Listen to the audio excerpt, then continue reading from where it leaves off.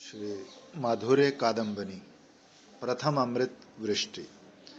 भगवान श्री कृष्ण चैतन्य देव की ये निरंकुश अहेतु की कृपा रूपी माधुर्य कादम्बनी मरुभूमि स्थित वृक्ष के समान मुझ में भी दूर से सरसता संचार करे, जो हृदय क्षेत्र में नवीन भक्ति अथवा नवदा भक्ति रूपी शस्य धान तृण आदि को सम्यक प्रकार से जीवन दान करने वाली है, एवं जो अपने उदित होने के आरंभ में ही काम निजेंद्रिय सुख वासना रूपी ग्रीष्म ऋतु के दाह ताप को नाश कर देने वाली है, तथा जो समस्त विश्व रूपी नदी में उल्लास उत्पन्न करने वाली है।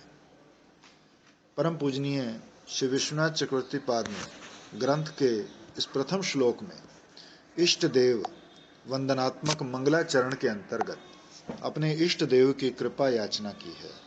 उनके इष्ट देव हैं श्री राधा भाव द्वितीय सुवलित कृष्ण स्वरूप श्री कृष्ण चैतन्य देव।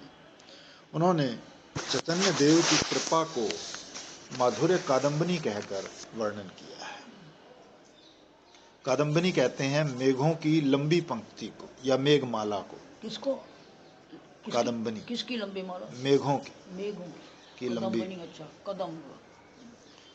सर्वावस्था में समस्त चेष्टाओं की चारुता, मनोहरता और अनिर्वचनीय रस स्वरूपता का नाम माधुर्य है। इस प्रकार की चारुता, मनोहरता एवं रस स्वरूपता की पराकाष्ठा यदि कहीं प्रतिपादित होती है तो एकमात्र निखिल माधुर्य मूर्ति भगवान ब्रजेंद्र नंदन श्री कृष्ण में। अतः यहाँ माधुर्य कादम्बनी से केवल श्री कृष्ण माधुर्य को बरसाने वाली मेघमाला से ही तात्पर्य है। इस प्रकार चक्रवर्ती पाद ने श्री चैतन्य देव की उस कृपा की याचना की है जो श्री कृष्ण माधुर्य को बरसाने वाली मेघमाला के सदृश है। पूर्व में समस्त वैष्णवाचार्यों का मत था कि भगवत्ता का सार ऐश्वर्य है, किंतु ये कहते हैं भगवत्ता का सार माधुर्य। ऐश्वर्य में संकोच रहता है ना, है ये भगवान है। ब्रजवासियों को कहाँ भगवान है, उनके तो रोज मूड मारता है। मैं आपको सुनाया था ना, एक बार हम भिक्षा मांगने गए तो जा सवेरे सवेरे आ गई है। अभी तो मैंने मक्खन निकाला नहीं है। जो मैं पढ़ती तो कहती ए लाली आजा आजा। मैं क्या अब क्या हो गया, अब तो लाली कहती। अरे मेरा गोपाल का अनिष्ट हो जाएगा, तू खाली चली जाएगी तो जा मक्खन समेत ले जा। तो मेरा डब्बा भर दिया मक्खन समेत। किंतु श्री कृष्ण चैतन्य देव की कृपा से ही ये जाना जा सका है कि भगवत्ता का सार माधुर्य है, ना कि ऐश्वर्य। इसलिए चक्रवर्ती पाद द्वारा श्री चैतन्य देव की कृपा को माधुर्य कादम्बनी नाम से अभिहित किया गया है। भगवत कृपा के बिना अथवा महत कृपा के बिना माधुर्य का आस्वादन संभव नहीं है। भगवत कृपा से वंचित कंस, शिशुपाल आदि निखिल माधुर्य मूर्ति श्री श्याम सुंदर के साक्षात दर्शन पाकर भी उनके माधुर्य का किंचित अनुभव या आस्वादन न कर सके। अतः कृपा ही एकमात्र भगवत माधुर्य आस्वादन का कारण है। यहाँ तो स्वयं श्री कृष्ण ही श्री चैतन्य देव के रूप में जीव जगत पर करुणा विस्तार करने के लिए प्रकट हुए हैं। अतः उनकी कृपा से कृष्ण माधुर्य की अनुभूति स्वतः सिद्ध है। श्री चैतन्य कृपा को निरंकुश माधुर्य कादम्बनी कहा गया है। मेघमाला जैसे अहेतुक जल वर्षा करती है, ऊंच नीच, पवित्र अपवित्र, देश कुदेश किसी बात की अपेक्षा नहीं रखती, उसी प्रकार श्री चैतन्य देव की कृपा भी अन्य निरपेक्ष है, विधि निषेध से रहित है। उनकी कृपा ने पात्र कुपात्र, जाति कुल, आश्रम वर्ण, विद्वान मूर्ख, यहाँ तक कि पापी सुरापी, निंदक, असदाचारी और तो क्या सिंह बाघ आदि हिंसक वन पशुओं को भी भगवान नाम प्रेम माधुरी में नचा डाला। इधर फोटो बनी हुई है ना, एक मंदिर का, मेरे को नाम भूल गया। इमली तला में है? इमली तला में नहीं, इमली तला नहीं, उधर है जहाँ कथा भी होती है, जहाँ महाप्रभु जा रहे हैं और सारे सिंह ये वो सब नाच रहे हैं। बहुत सारी झांकियां हैं अंदर उसके। प्रभु जी के पास भी है ऐसी, एक प्रभु जी के पास भी फोटो है नवती प्रभु जी के पास रंग जी के परे वो है मंदिर, क्या नाम है, मैं नाम भूल गया, मंदिर का ही नाम भूल गया। चलो, मेघमाला जहाँ जल बरसाकर अन्न धान तृण आदिकों को प्रफुल्लित करती है, वहाँ उनका बीज मूल कुछ न कुछ पहले से अवश्य विद्यमान होता है। परंतु श्री कृष्ण चैतन्य कृपा मेघमाला स्वच्छंद रूप से कृष्ण नाम गुण लीला रूप माधुर्य को स्फुरित कर प्राणियों के भक्ति संस्कार रूपी बीज रहित हृदय क्षेत्र में भी नए सिरे से भक्ति को अंकुरित कर देती है। केवल अंकुरित ही नहीं, सम्यक जीवन दान कर देती है। अर्थात पहले कोई भक्ति का संस्कार ना भी हो तो किसी का, तो उसको उसमें भी बीज भी डालते हैं। परिपक्व साधारणतः तो हम कहते हैं ना कि जहाँ पर पिंडदान किया जाता है वहाँ पर जो अन्न उगता है, वो अन्न जो दंपति खाता है, अगर वो भक्तिमान था तो वो भक्ति का बीज उससे अंदर जाता है। जो संस्कार होते हैं वो वहीं से तो पैदा होते हैं ना। जो वो व्यक्ति वही अन्न खाएगा जिसको भक्ति का संस्कार मिलना हो। जहाँ आपका जन्म होना है वो दंपति वही अन्न खाएगा, जहाँ वो पूर्ण होना होता है। परिपक्व अवस्था को प्राप्त कराकर प्रेम फल की प्राप्ति करा देती है, जिससे श्री भगवान की चारु चरणारविंद का सेवा सौभाग्य प्राप्त कर जीव कृतार्थ हो जाता है। हृदय क्षेत्र का भी यहाँ विशेष महत्व है। भक्ति का क्षेत्र हृदय है, बुद्धि नहीं।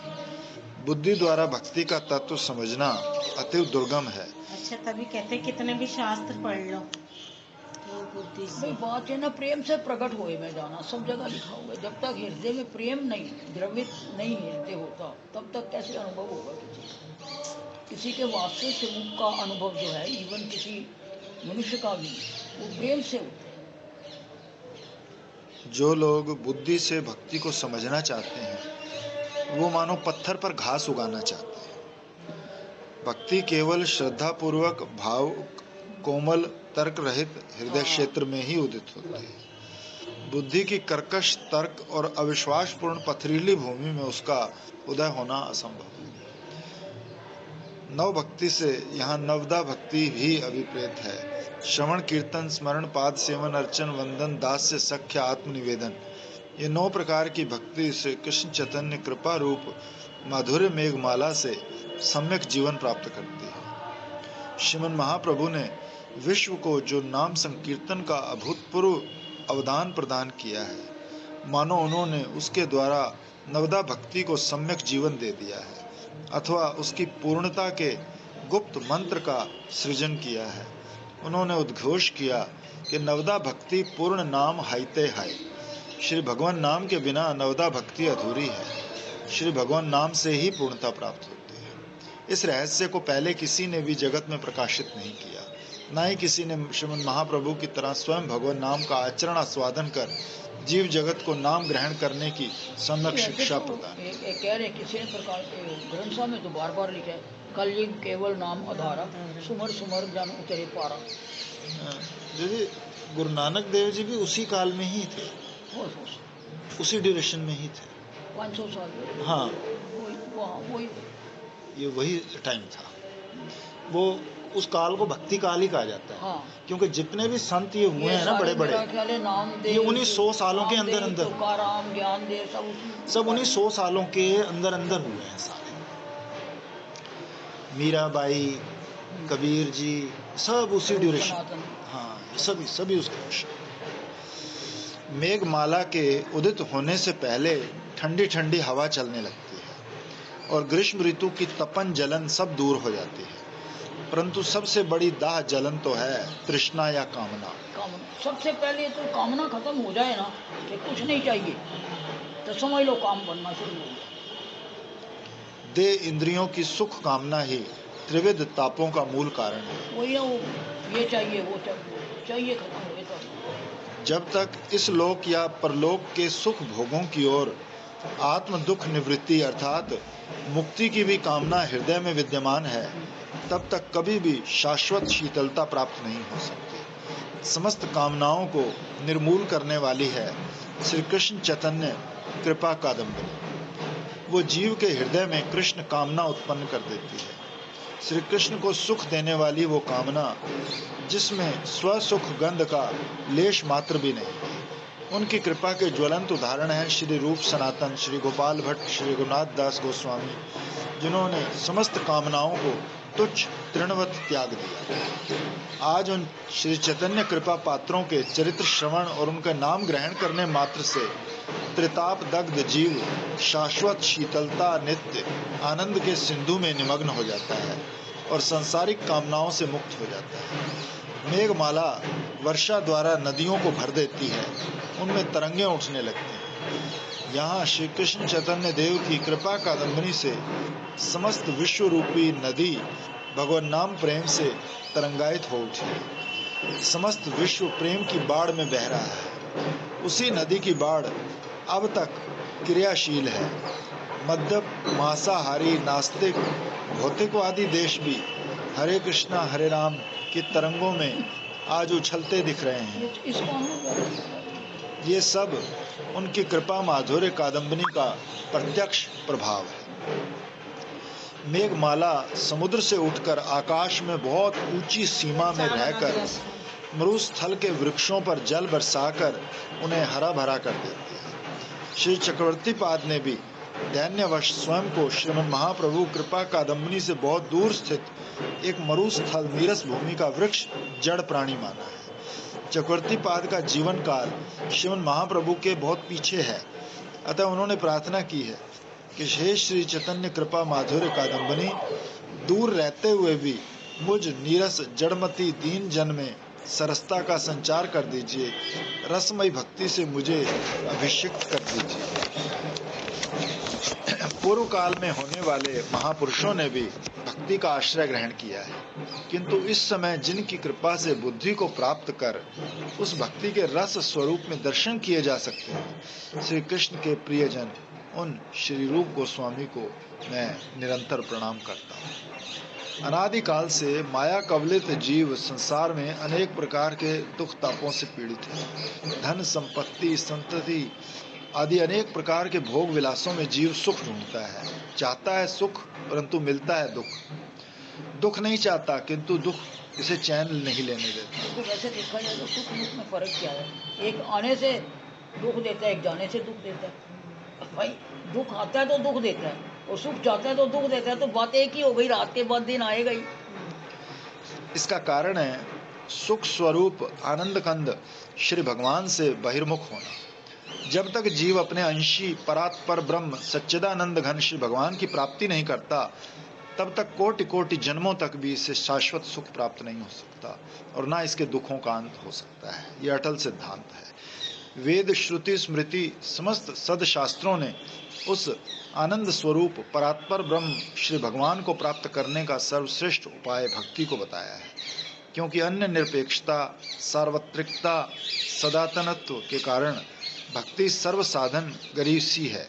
अतः इस रहस्य को जानने वाले समस्त महापुरुषों ने श्री भगवान की भक्ति का ही आश्रय ग्रहण किया है। वे ही महापुरुष कहलाने के अधिकारी हैं। भक्ति विमुख व्यक्ति महापुरुष नहीं कहलाए जा सकते।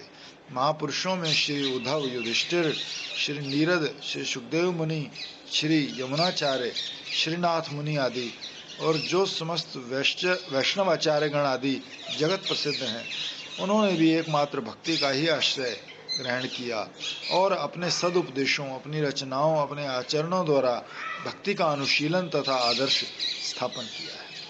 इन सब को तो ग्रंथकार श्री चक्रवर्ती पाद ने पूर्वकालीन कहकर वर्णन किया, परंतु इस वर्तमान काल में अर्थात 16वीं शताब्दी के बाद श्रीमद रूप गोस्वामी को ही उन्होंने श्री कृष्ण का ऐसा प्रिय भक्त कहकर निरूपण किया, जिनकी कृपा से ऐसी सूक्ष्म अति सूक्ष्म विशुद्ध बुद्धि प्राप्त होती है, जिससे भक्ति को रस स्वरूप में अनुभव किया जा सकता है।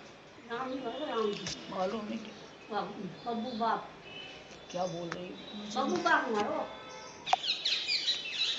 परंतु जिनकी कृपा से ऐसी सूक्ष्म अति सूक्ष्म विशुद्ध बुद्धि प्राप्त होती है जिससे भक्ति को रस स्वरूप में अनुभव किया जा सकता है। रस स्वरूप से तात्पर्य है भक्ति किस प्रकार रस रूपी चमत्कारी रूप में प्रवर्तित होकर आस्वादनीय होती है, अथवा भक्ति रस स्वरूप श्री भगवान से नितांत अभिन्न रस स्वरूप में कैसे अनुभूत होती है, ये केवल श्री रूप गोस्वामी पाद की कृपा से ही संभव है। अतः श्री चक्रवर्ती पाद ने ग्रंथ के नमस्कारात्मक मंगलाचरण के अंतर्गत इस श्लोक में उन्हीं श्री कृष्ण प्रिय भक्त श्रीमद रूप गोस्वामी पाद को निरंतर प्रणाम करने का उल्लेख किया है।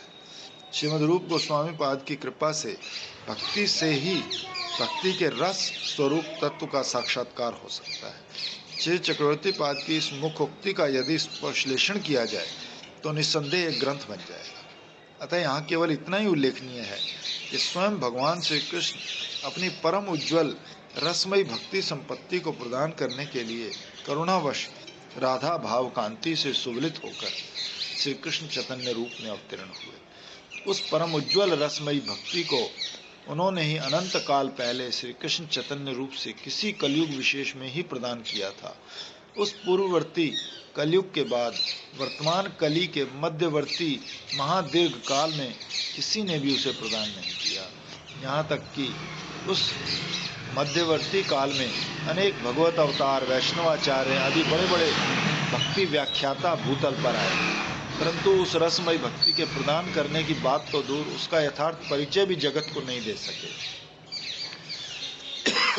उस परम उज्ज्वल रसमयी भक्ति के एकमात्र आलंबन है श्री ब्रजेंद्र नंदन एवं श्री विश्वभानुनंदनी।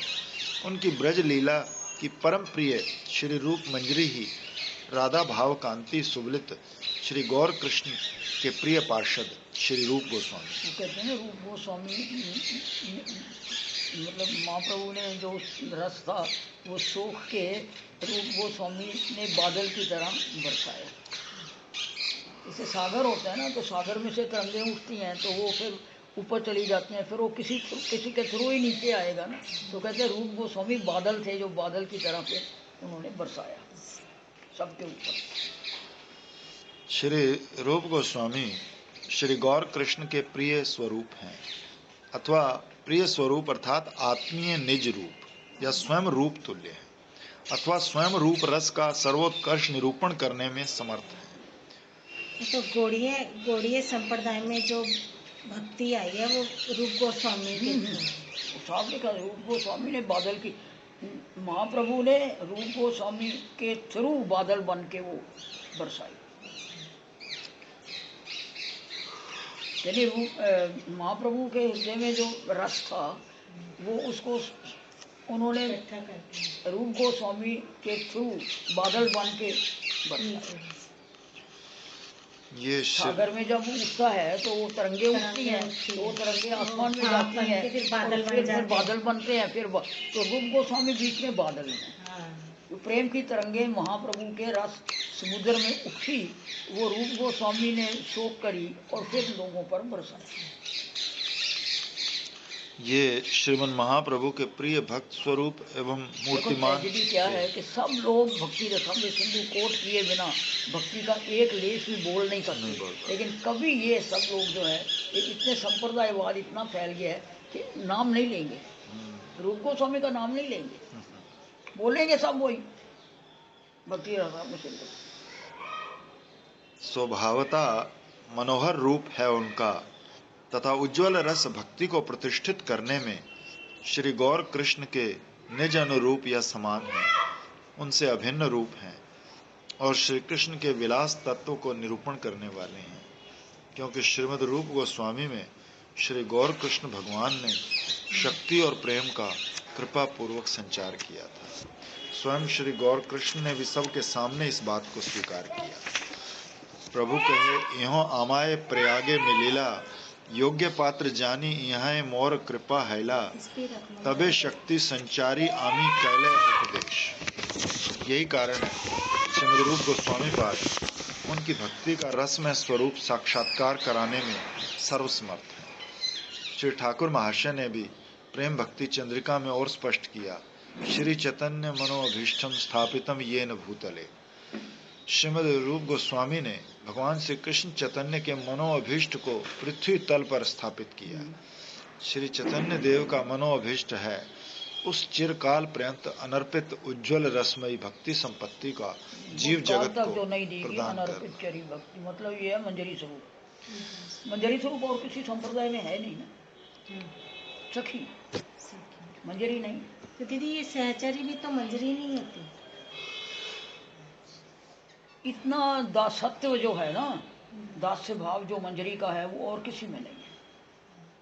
बाकी सब में सहचरी भाव है। सहचरी भाव और मंजरी भाव में तुम तो सब जानते हो कि अंतर ये है। अच्छा। कि वो कृष्ण की इच्छा होने से या श्री जी के कहने से भी कृष्ण के साथ संभोग कर सकते। क्या होगा? नहीं नहीं इसमें अच्छा लग रहा है मेरा, मैं तो नाखून नहीं है। चल तो मंजरी नहीं करेगी कभी। आपकी उंगली में वैसी दर्द है, वैसे सूजी होगी ना तो दर्द है। नहीं कोई बात नहीं, मत करो इसको। श्रीपद रूप गोस्वामी ने श्री महाप्रभु के उसी मनोभीष्ट को परिपूर्ण किया और वर्तमान युग में भक्ति रस के प्रस्थापन आचार्य पद को विभूषित किया। मधु केली वल्ली के रचयिता श्री गोवर्धन भट्ट जी ने 40 श्लोक में श्री रूप का महिमा वैभव वर्णन करते हुए कहा कि व्यक्ति कर्म योग। ये मधुकर वल्लरी है, होली की कथा है। न्याय शास्त्र आदि निर्विशेष ब्रह्म चिंतन के पचड़े में तभी तक भ्रांत रहता है जब तक उसे श्रीपाद रूप गोस्वामी की रचनाओं को अध्ययन करने का सौभाग्य प्राप्त नहीं होता। उनका यह भी उद्घोष है कि रूप गोस्वामी पाद की कृपा या अनुगत्य के बिना कोई भी श्री विश्वभानुनंदिनी की चरण सेवा को प्राप्त नहीं कर सकता। उनके समसामयिक श्री वल्लभाचार्य, स्वामी श्री हरिदास, श्री हित हरिवंश, श्री हरिराम व्यास आदि प्रमुख वैष्णव वृंद भी इनके द्वारा प्लावित भक्ति रस से अभिषिक्त होकर एक अपूर्व आनंद का अनुभव करते थे एवं उन्हें साधु रसिक शिरोमणि कहकर अभिहित करते थे। उनके नित्य लीला में प्रवेश के बाद श्री हरिराम जी व्यास ने अपने को अनाथ मानकर सबके लिए सूखे पत्तों का ही सेवन करने वाला देखो बताया। अब यहाँ तक है हरिराम व्यास को भी इन लोगों ने राधा बल्लवी बना दिया है, क्योंकि वो तीनों संग करते थे ना, हरिराम व्यास और हरिदास, हरित्रय जिनको बोला है। और हरिराम व्यास के वंशज यहाँ आया करते थे तो वो कहते थे हम तो कभी सुना ही नहीं है, तो उनके गुरु तो सुमुख नहीं थे उनके पिताजी। और ये लोग बोलते हैं मतलब कोई भी रसिक हो वो राधा बल्लवी है। अच्छा।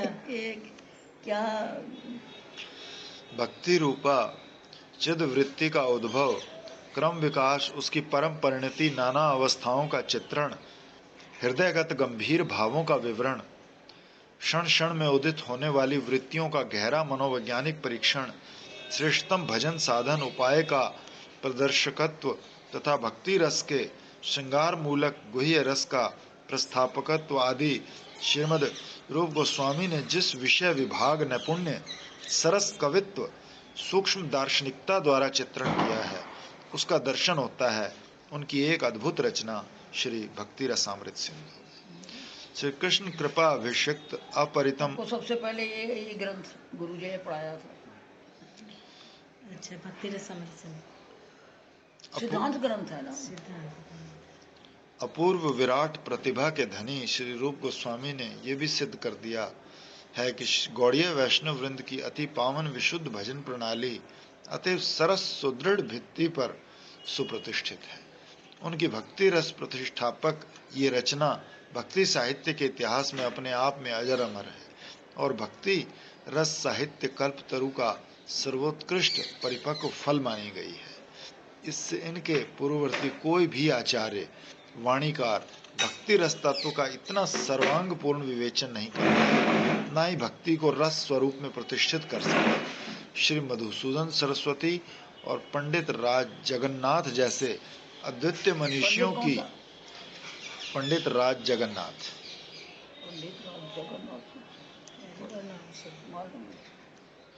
श्री रूप गोस्वामी पाद की भावधाराओं का प्रभाव स्पष्ट दिखता है। यदि श्रीमद् भागवत पंचरात्र से आरंभ कर नारद भक्ति सूत्र और शांडिल्य सूत्र तक का तुलनात्मक विवेचन किया जाए तो श्रीमद् रूप गोस्वामी ने भक्ति और प्रेम का जो लक्षण बताया है वो अपेक्षाकृत उत्तम और सरस है। श्री रूप गोस्वामी पाद के भक्ति रसामृत सिंधु में भक्ति लक्षण को उदाहरणता देखिए कि अन्य अन्य समस्त कामनाओं से रहित, ज्ञान कर्म योग आदि से अनावृत तथा अनुकूल भाव से श्री कृष्ण का जो अनुशीलन है वही उत्तमा भक्ति है। सर्व उपाधियों और पंचरात्र क्या कहता है कि सर्व उपाधियों से रहित तत्परत्व रूप से समस्त इंद्रियों के द्वारा ईश्वर ऋषिकेश की निर्मल विशुद्ध सेवा ही भक्ति कही गई है। श्रीमद् भागवत का कथन है कि मन की गति का गंगा धारावत अविच्छिन्न रूप से मुझ सर्वंतर्यामी के प्रति हो जाना तथा मुझ पुरुषोत्तम में निष्काम और अनन्य प्रेम हो जाना, ये निर्गुण भक्ति योग का लक्षण है। ऐसे निष्काम भक्त मेरी सेवा को छोड़कर दिए जाने पर भी सालोक्य सारिष्टि सामिप्य सारूप्य साहित्य मुक्ति तक नहीं लेते। भगवत सेवा के लिए मुक्ति का तिरस्कार करने वाला ये भक्ति योग परम पुरुषार्थ के योग्य माना जाता है। वो भक्ति किसी प्रकार से भी परम प्रेम पूर्वक है और कर्म ज्ञान योग से भी श्रेष्ठतर है। शांडिल्य सूत्र कहता है कि ईश्वर में परा अनुरक्ति ही भक्ति है। उपयुक्त समस्त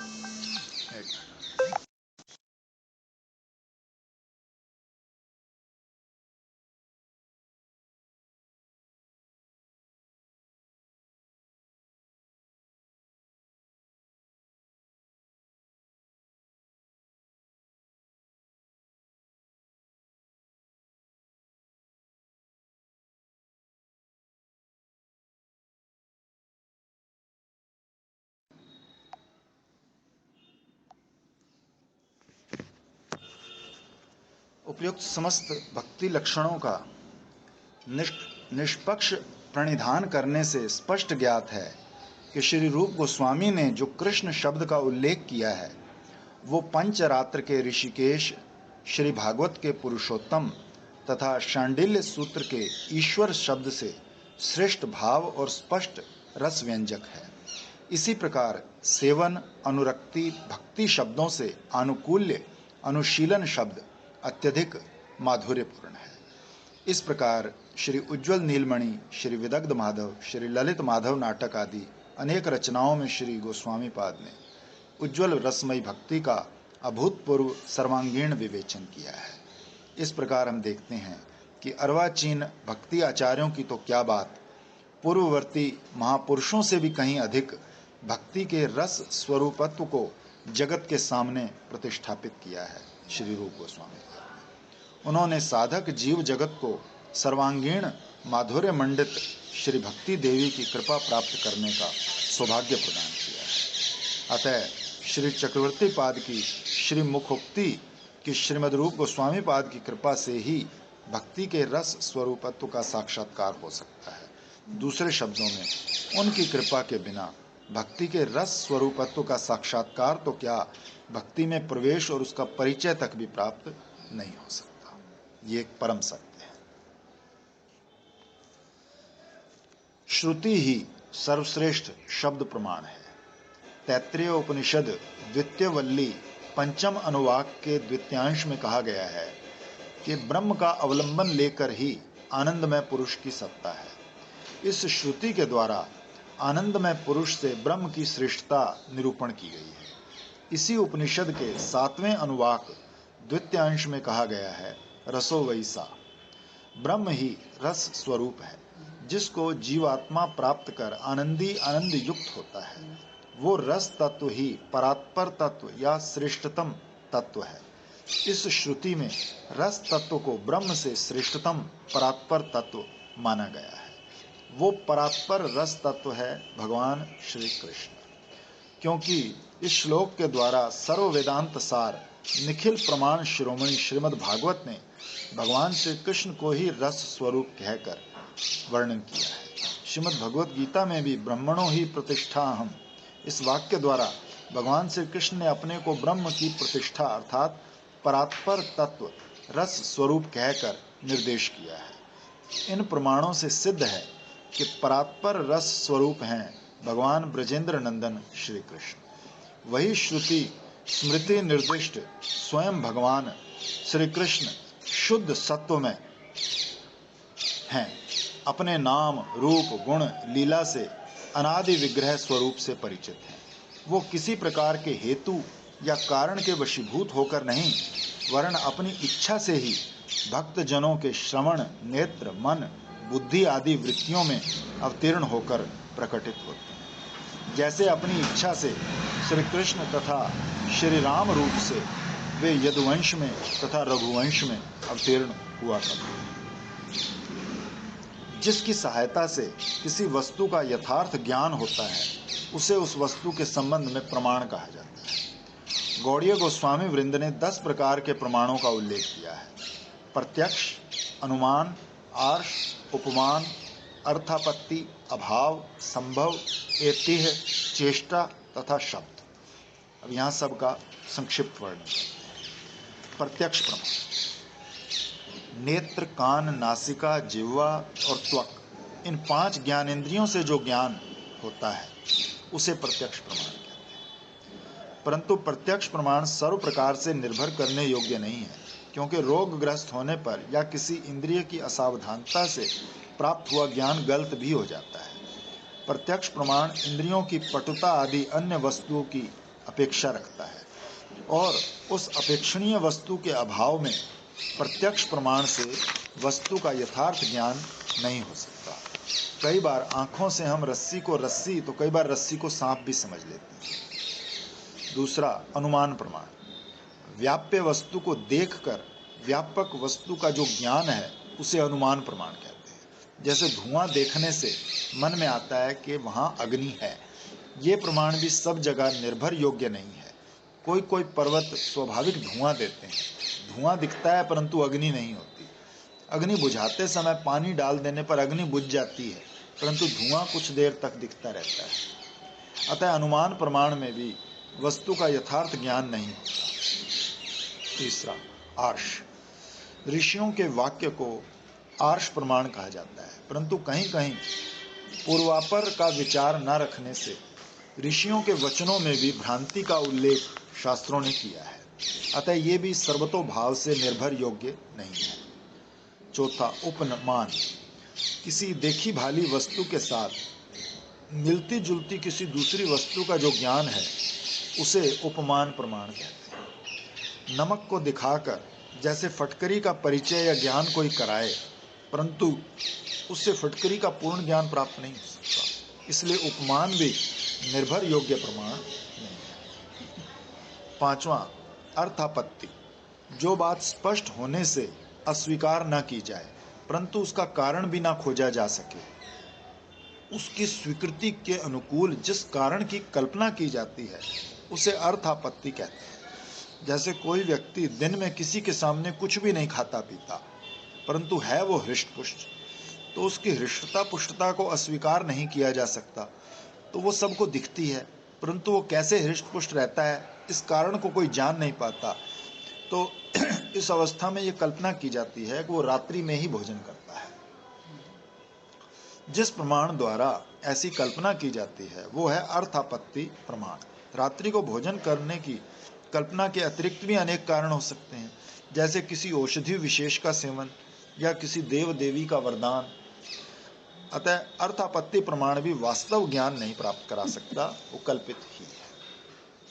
छठा, अभाव आंखों या इंद्रियों से ओझल होने से कोई वस्तु नहीं दिखती, परंतु किसी दीवार या ओट में रखी होने से उसका अस्तित्व रहता है।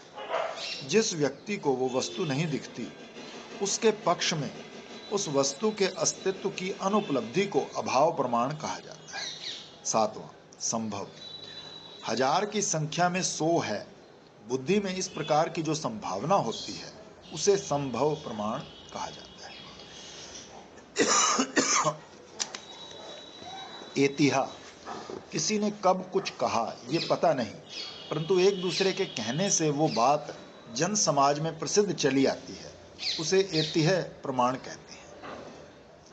9वां चेष्टा। उंगली आदि उठाते हुए द्रव्य या संख्या आदि का ज्ञान जिस प्रमाण से होता है उसका नाम है चेष्टा प्रमाण। 10वां शब्द। अपौरुषेय शास्त्र वचन ही शब्द प्रमाण है, जिन्हें आप्त वचन भी कहा जाता है। किसी व्यक्ति विशेष की मौलिक रचना को पौरुषेय शास्त्र कहते हैं, परंतु जो किसी व्यक्ति विशेष द्वारा रचित नहीं है, श्री भगवान द्वारा ही प्रकट किए गए हैं, उन्हें कहते हैं अपौरुषेय शास्त्र। पौरुषेय शास्त्र या रचना अपौरुषेय शास्त्र की संगति से हीन हो सकती है। उसमें भ्रम, प्रमाद, विप्रलिप्सा या करुणा पाटव, इंद्रियों की असावधानता आदि रहना असंभव नहीं है। परंतु श्री भगवान के वचनों में ये दोष कभी नहीं रहते, क्योंकि श्री भगवान सर्वज्ञ हैं, सर्वशक्तिमान, मंगलमय और परम करुणामय। इसलिए सर्व दोष रहित होने से शब्द प्रमाण को ही सर्वश्रेष्ठ माना गया है। शब्द प्रमाण तो एक गीता है या भागवत है। भागवत भी नहीं कह सकते, क्योंकि भागवत उन्होंने कहा है मेरा ही स्वरूप है, इसके भागवत या गीता और तो कोई। शब्द प्रमाण स्वतः प्रमाण है, सर्वथा निर्भर योग्य हैं और अन्य निरपेक्ष है। शब्द प्रमाण या अपौरुषेय शास्त्र क्या है, इसके उत्तर में कहा है कि अरे मैत्रेयी, ऋग्वेद, यजुर्वेद, सामवेद, अथर्ववेद, महाभारत, श्रीमद् भागवत आदि प्रमुख 18 पुराण, ये सब के सब सर्वव्यापक परब्रह्म के विश्वास स्वरूप हैं। ये सब उनसे ही अवलीला क्रम से प्रकटित हुए हैं। अतः उपयुक्त समस्त ही अपौरुषेय शास्त्र हैं, जिनको शब्द प्रमाण कहा जाता है। इनके द्वारा ही पर तत्व वस्तु परब्रह्म श्री भगवान का वास्तविक या पूर्ण ज्ञान प्राप्त किया जा सकता है। आज के युग का निरीश्वरवाद, भौतिकवाद तथा अनेक प्रकार के संगतिहीन मत मतांतरों के प्रचलन का मूल कारण है शब्द प्रमाण की अवहेलना, अपौरुषेय शास्त्र के प्रति अविश्वास और उनका अध्ययन मनन न करना। आज के कृत्रिम विद्वान विशेषता शोधकर्ता अनेक प्रकार की उपाधियों को बटोरने वाले हैं, जिनका लक्ष्य केवल प्रतिष्ठा, स्वार्थपरायणता, अर्थोपार्जन है। स्वतः प्रमाण अपौरुषेय शास्त्रों को छोड़कर अन्य प्रमाणों का अवलंबन लेकर वो भ्रांत मतों, असंगत सिद्धांतों और दूषित भावनाओं का प्रचार प्रसार करते हैं, जिससे परमार्थ वस्तु का वास्तविक ज्ञान मानव समाज को नहीं होता। उसके फलस्वरूप भगवत बहिर्मुखता, नास्तिकतावाद दिनों दिन चढ़कर विश्व की अशांति और पतन का कारण बनता जाता है। अनेक लोगों की जिज्ञासा है कि बुद्ध देव भी श्री भगवान का एक अवतार हैं, उनके वचन भी अपौरुषेय और प्रमाण स्वरूप में ग्रहित हो सकते हैं क्या? तो सर्व संवादिनी ग्रंथ में श्रीपाद जीव गोस्वामी ने इस प्रश्न का उत्तर दिया है। श्री बुद्ध देव ईश्वर होते हुए भी उनके वाक्य प्रमाण रूप में ग्रहण नहीं किए जा सकते, क्योंकि जिस शास्त्र में बुद्ध देव को ईश्वर कहा गया, उसी शास्त्र में यह भी कहा गया कि वो दैत्यों के मोहनकारी शास्त्र के कर्ता हैं। उन्होंने जो उपदेश किया वो केवल दैत्यों को मोहित करने के लिए है, परमार्थ निर्णय के लिए नहीं है। वस्तुतः श्री बुद्ध जीव तत्व हैं, ईश्वर तत्व नहीं, वे आवेश अवतार हैं। तात्पर्य यह है कि यदि ईश्वर के वचन में भी वेद श्रुति के विपरीत हो तो वो भी प्रमाण रूप में ग्रहणीय नहीं है। अतः एकमात्र श्रुति वचन ही सर्वश्रेष्ठ प्रमाण रूप में ग्रहणीय है। अवेश अवतार मतलब, अवेश अवतार का मतलब क्या होता है? अवेश अवतार के किसी कारण से क्रोध आ गया, जैसे आवेश आ गया।